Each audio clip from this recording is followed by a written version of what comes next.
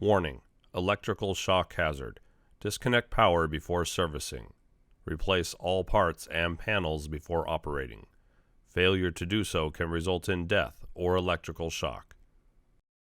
To remove the drip tray assembly, press the snap at each side of the plastic tray in towards the center of the product and pull towards yourself. Be sure not to pull too hard or too far, as the float switch wire is still connected at this time.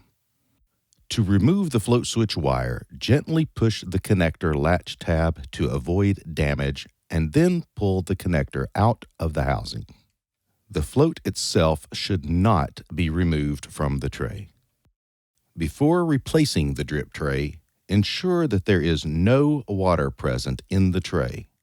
Reconnect the float switch by aligning the connector with the connector housing and pushing in until the locking tab is visible over the back of the connector.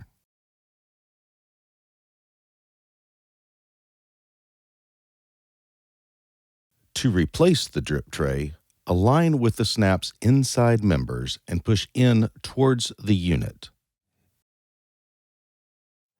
Inspect all sides of the dishwasher before installation, making sure no damage will be hidden after the installation. Various tub damages can cause leaks. If a dent occurs in any seam or within 4 inches of any seam, the seam may leak. Use a flashlight to check under the dishwasher for leaks. Also, when checking the tub, remember the dishwasher is top-heavy and may tip over when opening the door. Be sure the rubber washer is properly seated in the fitting.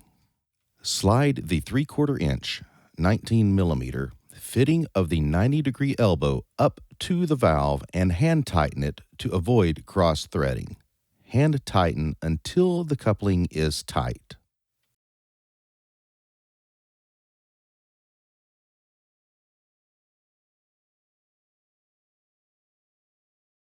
Using pliers, check the tightness of the coupling.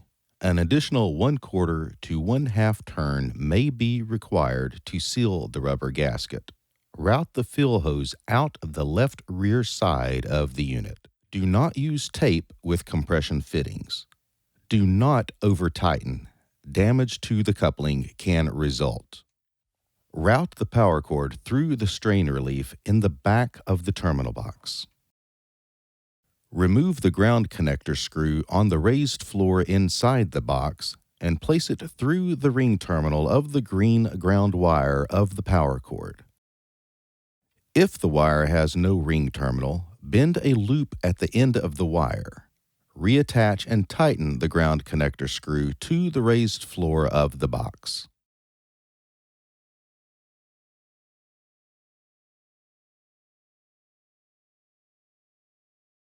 To connect wires without ring terminals, remove the screws from the terminal block.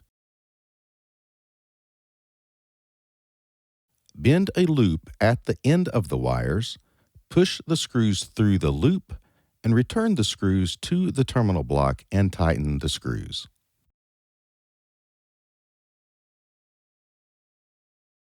Note: these are examples of incorrect wire wrap.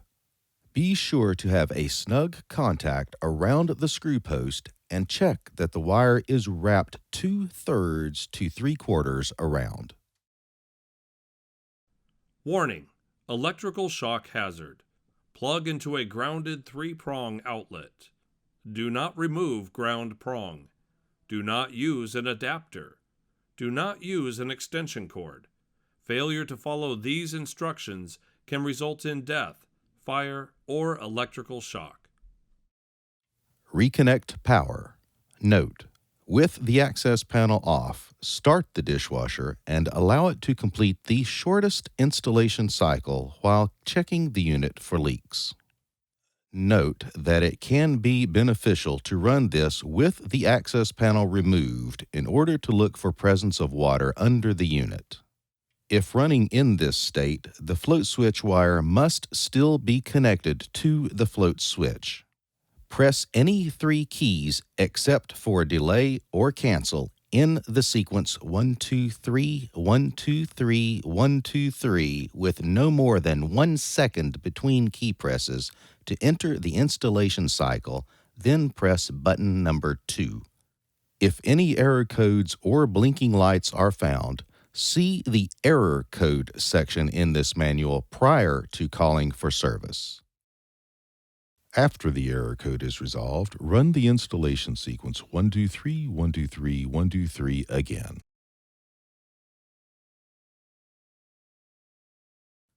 Close the door and the cycle will start.